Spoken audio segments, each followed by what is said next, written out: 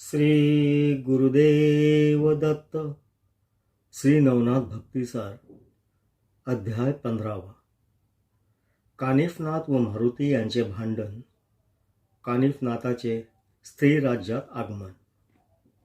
गोरक्षनाथ आणि कानिफनाथ या उभयतांनी 12 वर्षे बद्रिकाश्रमात तपश्चर्या केली. ती पूर्ण झाल्यानंतर ते दोघे आपापल्या गुरूंचा शोध करावयाकरता निघाले. पण कोठेही शोध न लागल्यामुळे ते दोघेही माशाप्रमाणे तडफडत होते व गुरूच्या वियोगामुळे त्यांच्या डोळ्यातून टपटपा पाणी पडत होते. अशा स्थितीमध्ये ते देशोदेशी फिरत होते. गोरक्षनाथ फिरत फिरत गौड बंगालात गेल्यावर हेला पट्टणास आला व तेथील शिवेशी येऊन स्वस्थ बसला. तेथे गावचे जे रक्षक होते त्यांनी त्यास नमस्कार केला. तेव्हा त्यांच्याजवळ गोरक्षनाथ मच्छिंद्राविषयी विचारपूस करू लागला. तेव्हा ते म्हणाले, तुम्ही म्हणता तो गोसावी येथे आला नव्हता, पण जालंधरनाथ या नावाचा एक गोसावी आला होता. तो सूर्यासारखा मोठा तेजस्वी असून आधाराशिवाय त्याच्या डोक्याच्या वर गवताचा भारा राहत असे. तो ते गवत रानातून आणत गावातील लोकांच्या गायींना घाले. तो येथे सुमारे 1 वर्षपर्यंत राहिला होता, पण पुढे तो कोठे व केव्हा गेला याची माहिती कोणास नाही. या गोष्टीस आज सुमारे 10 वर्षे होत आले.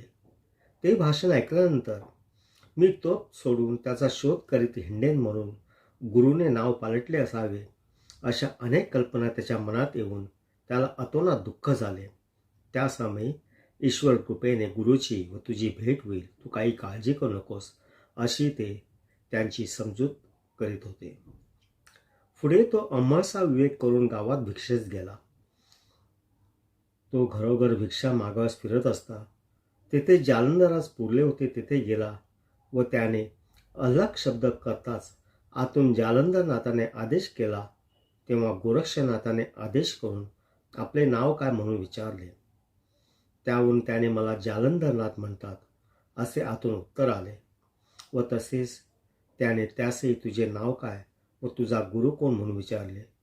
तेव्हा गोरक्षनाथाने सांगितले की माझा गुरु मच्छिंद्रनाथ होय व या देहास गोरक्ष असे म्हणतात.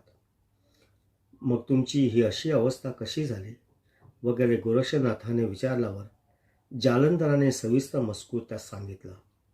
तो ऐकताच गोरक्षनाथ रागावून गोपीचंद राजाचे समूळ वाटोळे करून टाकण्याकरिता जालंधरापाशी आज्ञा मागू लागला. पण पुढील भविष्य जाणून त्याने त्यास या कामात हात घालण्याची मनाई केली. तो म्हणाला, तूर्त ह्या भरीस पडू नको व ही गोष्ट कोणाजवळ बोलू नको. तुझा व माझा शिष्य कानिफ याची जेव्हा भेट होईल तेव्हा त्यास मात्र तू हे सर्व कच्चे वर्तमान सांग. म्हणजे तो येथे येऊन हर युक्तीने नाथपंथाचा उत्कर्ष होण्यासाठी राजास बचावून मला खाचेतून बाहेर काढील. आता ही गोष्ट नीट लक्षात ठेवून तू तीर्थयात्रेत जा. मग गोरक्षनाथ आदेश करून तेथून निघाला. तो फिरत फिरत जगन्नाथास गेला. इकडे कानिफा गावगणना उपदेश करीत चालला होता. पुष्कळ लोकही त्याच्या हौशेने शिष्य होत. त्याच्या समागमे 700 शिष्य निरंतर असत. ते फिरत फिरत स्त्री राज्याच्या आसपास गेले. त्या राज्यात पुरुष वाचत नाही हे सर्वांना ऐकून ठाऊक होते, म्हणून पुढे जाण्यास कोणी धजेना. पण कानिफाचाच स्त्री राज्यात प्रवेश करण्याचा रोग दिसल्यावरून शिष्य मंडळीत मोठी गडबड उडून गेली. तरी त्यातून किती एक असे म्हणू लागले की गुरुचे पाय मनापासून धरल्यानंतर जीवाचे भय कसले आहे. तशातून तन मन धन इत्यादी सर्व आपण पूर्वीच यास अर्पण केले आहे, तर आता जीवाची आशा धरून व्रतभंग करणे अनुचित कर्म होय. हा त्यांचा मनसुब्याचा सर्व प्रकार कानिफाच्या लक्षात आला, म्हणून त्याने स्पर्शास्त्र मंत्र म्हणून भस्म 3 दिशाकडे फेकिले आणि स्त्री राज्याचा मार्ग मोकळा करून त्याशिवाय बाकीच्या सर्व दिशा भारून टाकल्या. त्याला असे करण्यास 2 कारणे होती. शिष्य पळून जाऊ नयेत हे एक, आणि मारुतीचा भुभुका त्या ठिकाणी पोचू नये हा दुसरा. याप्रमाणे व्यवस्था करून त्याने आपल्या शिष्याजवळ बोलावून सांगितले की मला आता स्त्री राज्यात जावायचे आहे, परंतु देश मोठा कठीण आहे. त्या ठिकाणी मारुती भुभुकार करीत असतो, त्यामुळे तिथे पुरुष वाचत नाही. असे पुढचे देश मोठे कठीण आहेत व त्या देशांच्या यात्रा करून येण्याचा माझा मानस आहे. जर जालंधरनाथ गुरुच्या चरणी माझा खरा विश्वास असेल, दंग्या धोक्याशिवाय मनात धरलेल्या यात्रा करून सुरक्षित माघारा येईन. कदाचित जीवावर प्रसंग येऊन प्राणहानी झाली तरी पुरविली, परंतु मनात आले आहे त्यापेक्षा तिकडे जाऊन यावायचे खचित. तर आता तुमचा विचार कसा आहे तो कळवा. ज्यांची गुरुच्या चरणी पूर्ण निष्ठा असेल त्यांनी माझी संगत धरावी आणि ज्यांना जीवाची आशा असेल त्यांनी परत घरी जावे. कानिफाने असे सांगितल्यानंतर त्याच्या 700 शिष्यापैकी अवघे 7 जण तेथे त्याच्याजवळ राहिले आणि बाकीचे सर्व परत चालले. आपण होऊन विचारल्याशिवाय जाणार होते, पण त्याने करून मूर्खत्व मात्र पदरी आले असते. त्यापेक्षा गुरुजीने आपण होऊन राजी खुशीने जावयास परवानगी दिली, ही गोष्ट फार चांगली झाली. हाच हर्ष मानून ते आनंदाने परत जाऊ लागले. ते गावच्या सीमेपर्यंत सुमारे 1 कोस लांब गेले, परंतु तेथे स्पर्शस्त्राने त्यास चिकटून धरिले. जागच्या जागी खिळून टाकल्याने त्यास हालता चालता येईना. मग हात जमिनीवर ठेवून त्यांच्या नेटाने ते पाय सोडाव्यास पाहत होते, पण हात सुद्धा जमिनीत चिटकून ते सर्व ओनवे होऊ राहिले. इकडे कानिफनाथाने राहिलेल्या 7 शिष्यात विभक्त अस्त्र विभूती लावून सांगितले की तुम्ही तिकडे जाऊन दुसरे शिष्य ओनवे होऊन राहिले आहेत त्यांच्या पाठीवरून एक एक दगड ठेवा. अशी आज्ञा होताच ते 7 जण त्यांचा शोध काढीत तेथे गेले. या 7 पाहताच बाकीचे सर्व शिष्य लज्जित झाले. मग त्यांची चांगली खरडपट्टी काढून गुरुने सांगितल्याप्रमाणे त्यांच्या पाठीवर दगड ठेवले. ते दगड देखील त्यांच्या पाठीस चिटकून गेले. मग ते शिष्य रडून त्या दुःखापासून सोडविण्यासाठी प्रार्थना करू लागले. तेव्हा ते 7 शिष्य म्हणाले, जीवाची आशा धरून येथे खुशाल असा. गुरुजी देश पाहून आल्यानंतर तुम्हाला सोडून देऊ. संकटापासून सोडविण्यासाठीच तर गुरु करावायचा असतो, परंतु विश्वास धरणाराच तो मात्र फलद्रूप होतो. तेव्हा आपला अन्याय क्षमा करून स्त्री राजा समागमे घेऊन जाण्यासाठी त्यांनी या 7 जणांचे पुष्कळ प्रकाराने आजव केले व आमचा भ्रम उडून गुरुचा प्रताप समजला असे त्यांनी बोलून दाखविले. मग ते 7 जण परत गुरुकडे येऊन जोडीदारांची स्थिती सांगून मुक्तता करण्यासाठी मध्यस्थ करू लागले. गुरुला दया येण्याजोगे त्यांनी बरेच मार्मिक भाषण केले.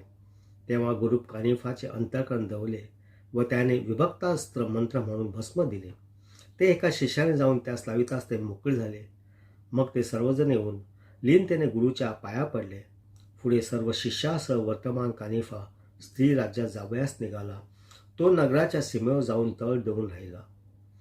नंतर असा चमत्कार झाला की भुभुकार करण्यासाठी मारुती सेतुबंद रामेश्वराहून रात्री स्त्री राज्यात तो जात असता तो कानिफाच्या स्पर्शास्त्राच्या सपाटा सापडला गेला. पण महाप्रबळ वीर असल्यामुळे त्याने त्या अस्त्राला दाद दिली नाही. तो त्यांच्या तळापर्यंत येऊन पोचला. त्यावेळी स्पर्शास्त्राने हरकत केल्याची कल्पना त्याच्या मनात आल्यावरून येथे कोणीतरी प्रतापी असला पाहिजे असेही त्याच्या मनात भिनले. इतक्या सीमेजवळ येताच त्यास नाथपंथाचे लोक दिसले.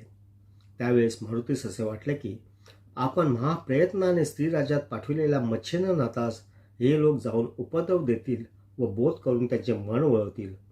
मग तोही यांच्या समागमे स्वदेशाला गेला तर केलेले श्रम फुकट जाऊन राणीचा मुखचंद्र उतरेल व तिचे हेतू जागच्या जागी राहून जातील. यास्तव त्यांना दुर्बळ करून परत लावण्यासाठी मारुतीने अतिविशाल असे भीमरूप प्रकट केले आणि भुभुकार केला. तेव्हा सर्व शिष्य घाबरून गुरुजीच्या आड दडून बसले व रक्षण करण्याकरिता गुरुस विनंती करू लागले. त्यांची अवसान गळून गेले. असे पाहून कानिफाने त्यास पुष्कळ धीर देऊन सांगितले की पुढे काय चमत्कार होतो तो धैर्य धरून तुम्ही पहा. ह्यांच्यापासून तुम्हास मुळीच धक्का बसणार नाही. नंतर कानिफाने वज्रास्त्र सिद्ध करून भस्म मंत्रून फेकिले. ते कृत्य मारुतीच्या लक्षात आले. त्या क्षणीच तो आवेशाने मोठमोठे प्रचंड पर्वत कानिफाच्या अंगावर फेकू लागला, परंतु वज्रास्त्राच्या युगाने दगडाचे चूर्ण होऊन जाई. म्हणून मारुतीने वज्र मुष्टीचा प्रहार करताच वज्रास्त्र क्षीण झाले. ते पाहून कानिफनाथाने कालिकास्त्र, अग्न्यस्त्र, वसवास्त्र, वायास्त्र अशी वरच्यावर सोडली. तेव्हा आग्नेयास्त्रास वायास्त्राचे पुष्कळ फाटबळ मिळाल्याने त्याने प्रलय उडून दिला. त्यावेळी मारुतीने सर्व इलाज केले, पण त्याचे काही चालले नाही. तो अगदी जेरीस येऊन गेला. मग मी तुझा मुलगा असता माझा तू प्राण घेऊ पाहत आहेस, तर मुलाची दुर्दशा पाहून कोणत्या तरी बाबा सुख वाटणार आहे काय? अशा मतलबाची मारुतीने आपला पिता जो वायू त्याची परिस्थिती केली. तेव्हा पुत्राच्या ममस्तेस्तव वातास्त्र क्षीण झाले. मग कानिफाने मोहिनी योजना केली. त्याने मारुतीस काहीसे भ्रमिष्ट केले, तरी त्याने अग्न्यास्त्र समुद्रात झुगारून दिले. त्या तापाने समुद्राचे उदक पडू लागले. मग तो समुद्र मूर्तिमंत येऊन पाहू लागला असता कानिफा व मारुती यांचे युद्ध चालले दिसले. मारुती आपल्याकडून करवल तितके उपाय योजून कानिफाचा पाडाव करायस पाहत होता, परंतु त्याचे वर्चस्व कमी झाले नाही. उलट मारुतीच जर्जर होऊन मूर्छना येऊन जमिनीवर पडला. मग मूर्तिमंत वायू पुत्र मोहास्तव मारुतीजवळ गेला. इतक्यात मारुती सावध होऊन पुन्हा युद्धाची धामधूम करण्याच्या बेतात हायसे पाहून वायूने त्याचा हात धरून सांगितले की, हे नाथ मोठे प्रबळ आहेत. पूर्वी मच्छिंद्रनाथाने तुझी कशी दुर्दशा करून सोडविली होती याची आठवण कर. वाताकर्षण विद्या यांच्याजवळ पक्क्या वसत आहेत. यास्तव यांच्याशी सख्य करून तुझे कार्य साधून घे. सख्यत्वासारखी दुसरी योग्य युक्ती मला सुद्धा दिसत नाही, असा समुद्राचा अभिप्राय पडला. मग ते मारुतीला घेऊन कानिफाजवळ गेले व त्यास परमप्रीतीने भेटले. कानिफाने वायू व समुद्रास प्रेमाने नमस्कार केला आणि युद्ध का सोडलेस म्हणून मारुतीला विचारले. पण युद्ध करण्याचे कारण कोणते असे वायूने कानिफास विचारल्यावर त्याने उत्तर दिले की, मारुतीने काय कारणास्तव युद्धास आरंभ केला हे मला माहीत नाही. त्याला विचारलं असता तो सांगेल. तेव्हा मारुती म्हणाला, मी मोठ्या प्रयत्नाने मच्छिंद्रनाथास स्त्री राज्यात पाठविले. हे त्याचे जातवाले असल्यामुळे युक्तिप्रयुक्तीने त्यास बोध करून तेथून आपल्या देशात घेऊन जातील तसे याने करू नये म्हणून मी खटपट केली. दुसरा काही मतलब नव्हता. मच्छिंद्रनाथास याचा उपद्रव होणार नाही असे माझी खात्री पटण्यासाठी मला वचन देऊन त्याने खुशाल स्त्री राज्यात गमन करावे. मग मारुतीचे म्हणणे कानिफाने मान्य करून त्यास वचन दिले. मग अग्नी, वायू व मारुती संतुष्ट होऊन आपापल्या ठिकाणी गेले. मग प्रातःकाळी कानिफा आपल्या शिष्यासह वर्तमान निघून स्त्री राज्यात गेला. तेथे तीर्थे करीत राजधानीचे मुख्य शहर जे शृंगार मुरुडी येथे ते दाखल झाले. तेथे मैनाकीने राणी मच्छिंद्रनाथास घेऊन सभेमध्ये सिंहासनावर विराजमान झाली होती. कानिफ आपल्या शिष्यासह एका राजवाड्यात गेला. तेव्हा द्वारपाळांनी तपास करून 700 शिष्यांसह कानिफा या नावाचा जती आल्याचे वर्तमान मच्छिंद्रनाथास कळविले. ते ऐकून गोरक्षनाथ आपले नाव बदलून मला न्यावयास आला असावा असे वाटून त्यास फार वाईट वाटले. आता आपण या विषयविलासाच्या अनुपम सुखास अंतरणार हाच विचार त्याच्या मस्तकात भरून गेला. त्याने करून तो दिलगीर झाला. मग त्यांना परभारी गावात न्यावे असे मनात आणून मच्छिंद्रनाथ मोठ्या समारंभाने पालखीत बसून त्यास भेटावयास गेला. उभय त्यांच्या मोठ्या आनंदाने भेटी झाल्या. भरजरी गालीचे बसून त्यावर सर्व मंडळी बसविले. मग एकमेकांच्या हकीकतीची विचारपूस झाली. त्यावेळेस खरा प्रकार बाहेर पडला. ओळख पटल्यानंतर उभयतांचे पुष्कळ बोलणे झाले. मग त्यास मच्छिंद्रनाथाने हत्तीवर बसून मोठ्या थाटाने गावातून आणले आणि 1 महिना राहून घेतले. श्री गुरुदेव दत्त. पुढील अध्याय पुढच्या भागात.